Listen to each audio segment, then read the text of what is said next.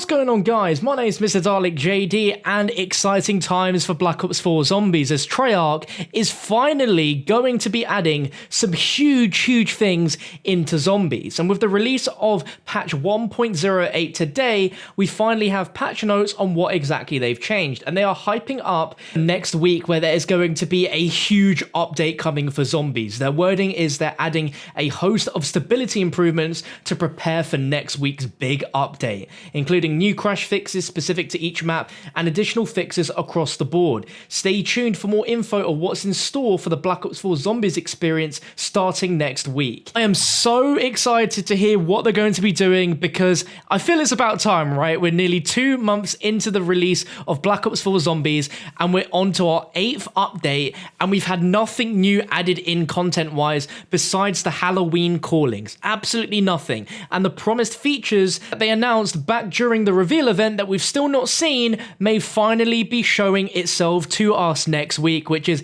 very exciting. So what exactly does this mean for future content for the game?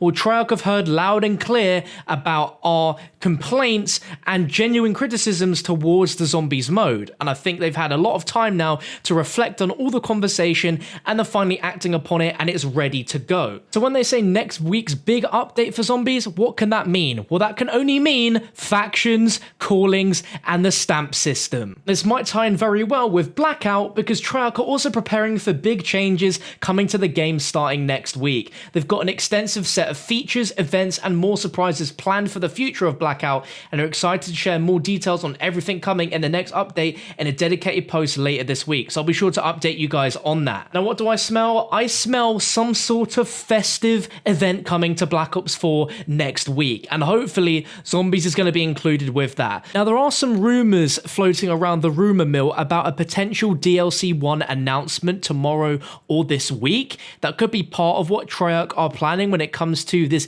big overall update coming into Black Ops 4 Zombies. And I first heard this from Noah, who uploaded a video earlier. I honestly don't know if he has any inside scoop on if that's going to happen or not. I would like it to happen. And if we look back during Black Ops 3 and its first reveal for DLC 1, that came out just before Christmas in 2015. And when you also factor in that Black Ops 4 released 1 month earlier than BO3, we can expect the DLC to release a month earlier, which means its announcement should also be pretty soon, if not this week. From my own personal opinions, I think it would make sense for DLC 1 to be announced very soon before Christmas so that it can hype people up, and we'll probably get it in the first week of January, maybe the second week, I don't know. Just judging by how we've had DLC but just skip a month back, we should be getting it in the next 4 to 6 weeks, which is really exciting stuff. And perhaps this event could be hyping up the announcement and sort of changes in game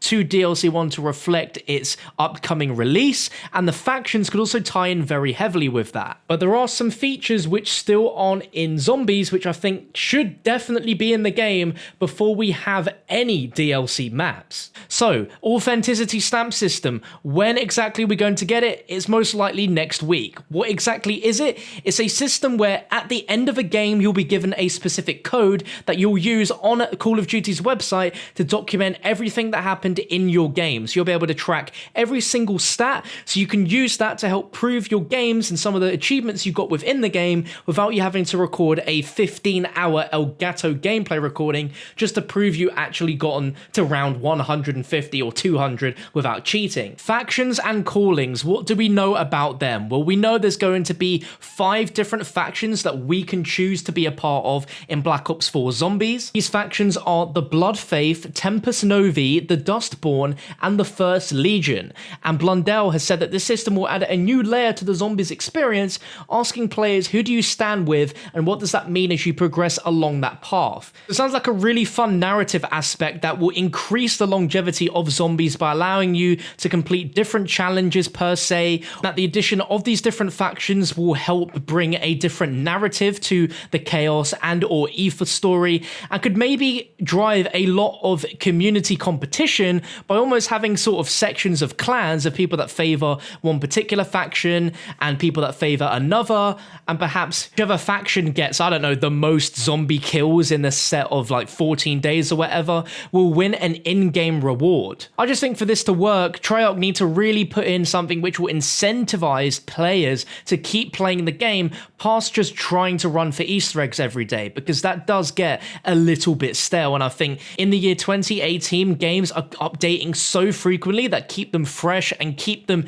in discussion with the general gaming public, that Call of Duty really needs to get on board with this. And I feel like they have planned to, but they've yet to properly execute the ideas that they've had in mind to keep this constantly alive world. As for callings as well, I can definitely see Treyarch doing some sort of festive callings coming into the game, but for the love of God, please can they be better than face paints? Can they at least be something that is worthwhile to get? Because as much as I love the face paints and the Halloween callings, I just felt like it wasn't very exciting. There wasn't really much that drove me to go in and get them, besides knowing these weren't going to be around for a very long time, so I'm going to get them. But I was never thinking, oh my God, this is such a cool thing, I have to do this before the time runs out. But it's more like, I know I'm never going to be able to unlock this content again, and as a zombies content creator, it'd be silly if I didn't unlock them. But as for what update 1.08 actually changed, we're going to jump into some of those details now.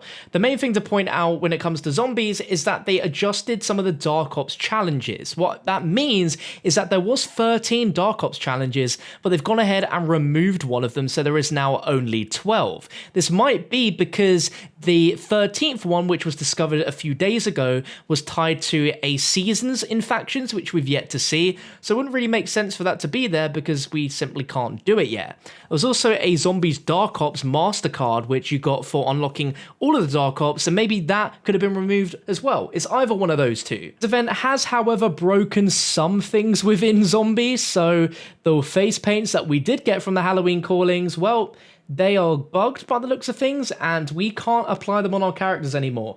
Not in zombies or in Blackout, which is very, very odd. As for specific map fixes on Voyage of Despair, they fixed crashes that could occur when the Blightfather used his tongue attack, while activating the Sentinel artifact, while using fast travel, and during the Wonder Weapon quest. For Blood of the Dead, they fixed crashes that could occur during the third step of the main quest, very specific, when a Hellhound died after falling too far outside the map, in rare instances when running the unfinished magma gat across the map, and when a Hellhound was killed. For Classified, they fixed crashes that could occur when a player disconnected while interacting with the door to the room containing McNamara in the main offices, when triggering the Nova Crawler spawn effects, when Nova Crawlers used a teleporter, and in rare instances when a player disconnected while teleporting. As for 9, they fixed a crash that could occur when the Blightfather's projectiles fired. But there was some general fixes across the board, which I think you guys are a lot more interested in hearing.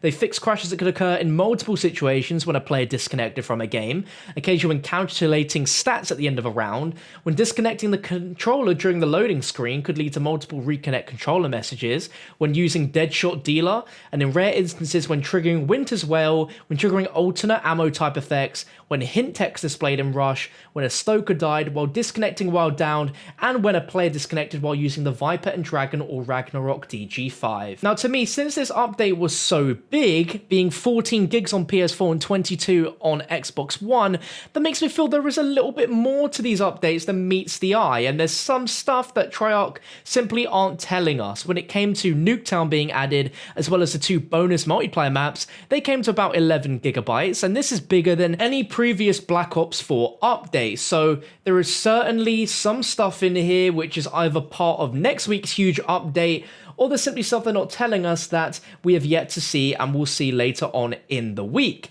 But in the meantime, they've also added enemy calling card emblems and echelon info into the player HUD and kill cams in Blackout, and they're bringing the Zombies Origins character missions and the Blightfather event to Xbox and PC players tomorrow. Overall, solid update, but there is still some exciting stuff on the horizon when it comes to Black Ops 4 Zombies next week. What do you guys think it could be? Bare minimum should be the features that they promised since they originally unveiled unveiled Black Ops 4 Zombies, but I'm hoping that it's an even bigger surprise, which they're really building up. Going back on what I spoke about earlier with regards to DLC 1, if we are going to get an announcement for it very soon, if there was any sort of changes in the game as to the sort of theming of what happens in the menus, or perhaps even adjusting some of the things that the Chaos Crew experience in the maps, which might help us sort of direct towards that DLC 1 map, that would be really cool. Overall, there's going to be a huge update coming to Zombies. If it's going to be something related to DLC 1, if it's finally going to be an introduction of factions and callings, which I really hope it's going to be, as well as the Black Ops Authenticity stamp,